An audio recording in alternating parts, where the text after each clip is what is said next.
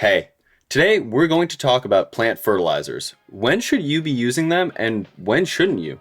I'll also give you a rundown on a few of my favorite organic fertilizers that will supercharge your soil. So let's get growing.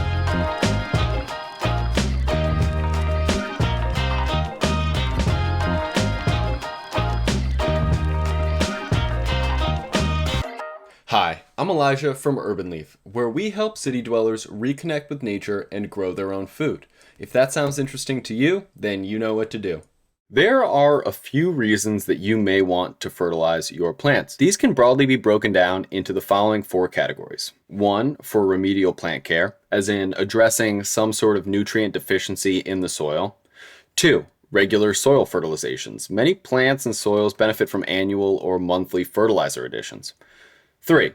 To maximize yields before fruiting. This is giving fertilizer to your plants up to the point where they start producing fruit. Obviously irrelevant for most houseplants, but pretty rewarding for fruiting plants like peppers and tomatoes. And lastly, 4. When repotting. Most plants benefit from a little more fertilizer when being transferred to a new or a larger pot, and it's also an easy opportunity to work fertilizer into the soil naturally. As I mentioned in our video on mixing potting soil, container gardening, and potting mixes are especially susceptible to nutrient deficiencies since they don't have the same regenerative systems working for them as long-term wild soils. As such, sometimes you'll get nutrient imbalances in the soil that manifest in problems for your plants. There are too many nutrient deficiencies to talk about now in any meaningful detail, but look out for that in a later video. It's also important to note that before you go on trying to diagnose nutrient deficiencies in your soils, make sure that your plants are getting the proper amounts of light and water, since those two factors are responsible for many more plant problems than nutrient deficiencies for the home gardener and the houseplant keeper. For plants whose performance matters, like garden veggies and herbs, as well as house and other container plants, you'll want to fertilize the soil at least annually. This is best done early in springtime, ideally right after the last frost. Fertilizing in the springtime is going to help boost your plants' growth and enable them to have the most productive growing season that they can. For the most demanding houseplants or for fruiting crops in their vegetative stages, you can fertilize monthly. Although over-fertilizing can be just as bad, if not more damaging, than not fertilizing at all. So be really careful with dosages. Follow instructions and err on the side of caution. That's why for most plants, an annual addition of a slow-release organic fertilizer is probably going to be all that you will need. Like I mentioned before, some fruiting crops like tomatoes and peppers may benefit from more frequent fertilizations during the growing season, right as fruits begin to form. While many growers have shared their experiences of increased yields with more regular fertilizations, doing so presents a very easy opportunity to over-fertilize, so the risk may not actually be worth the reward.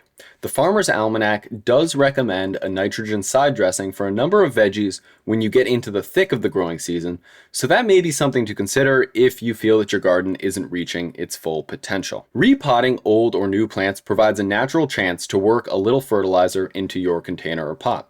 Old plants that have outgrown their current container could probably use some nutrients anyways, while younger seedlings and plants, especially ones that have been bought from a market or a greenhouse, can certainly use the added nutrients in their potting mix. Slow-release fertilizers like worm castings or granular fertilizers are best to use in this case, as they'll stick around and provide nutrients for months to come. One of my favorite fertilizers that's super simple and easy to use is Joyful Dirt. Joyful Dirt allows you to just sprinkle around your plant and water it in. You can also make a solution by putting a little bit of this into water and then using that to water all of your plants. Super fun and easy. They have different varieties like all-purpose as well as tomato and herb, and another one for house plants as well as succulents. So they have a whole variety and you can pick and choose. Really easy to use, hard to over-fertilize with this one. Another one of my favorite fertilizers, and one that's stuck around for a long time in the gardening community, Jobe's. Jobe's makes a ton of different kinds of fertilizers between granulars and these right here, which are spikes. You just stick these into the soil and they slow release over time, so there's very low risk of over-fertilizing like you would get with a synthetic fertilizer. These are organic. I'm pretty sure everything Jobe's makes is organic. really high quality, highly respected within the gardening community. This company has been around for a long time, and they have a product to meet any need that you could possibly have in your gardening experience.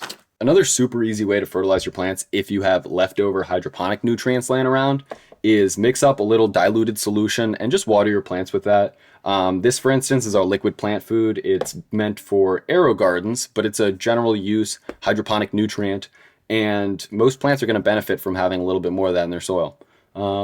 Yeah, you can get creative. Just be careful not to over fertilize because you don't want to hurt your plants. One of the most well-respected and generally well-rounded fertilizers that you'll find is what's called fish emulsion. I have a couple kinds here. Between this one, it's a Bonide Garden Rich fish fertilizer 240, which is a little bit rare. This is kind of more of a specialty one for like flowers and greener plants. For general vegetable and herb stuff, you're going to want to look for a 411 or a 511. Alaska makes a really good fish emulsion. That's kind of the classic go-to fish fertilizer, and that's 511. You can use it as a really robust nitrogen side dressing during the season or to fertilize your garden beds, potted plants, house plants year round.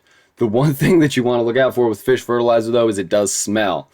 This one in particular is hydrolyzed, which means that it's scent reduced or deodorized. I can tell you, it definitely does still smell, and your pets are going to love it. If you have a cat or a dog laying around that might get into your plants, you're going to have to watch out for that. But otherwise, fish fertilizer, fish emulsion, as it's often referred to, really, really good, solid, robust fertilizer.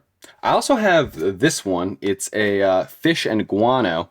It's fish emulsion as well as bat guano or bat feces. Two really, really good fertilizers combined in one. With fertilizers, unfortunately, I guess, or fortunately, the grosser the better. And some of these smellier fertilizers are going to be what your plants love the most. Like I said, though, your pets are also going to love it a lot, so that's something to watch out for. This one, 962, a lot of nitrogen, good amount of phosphorus. You're going to want to certainly follow the directions and dilute it, create a nice solution, water it over your plants. Be careful so as not to overburn. But yeah, fish emulsion and bat guano, two classic fertilizers. Might be a little gross, but your plants are going to love them. For subscribers and followers of our channel, you may know that we really, really like our worm castings here.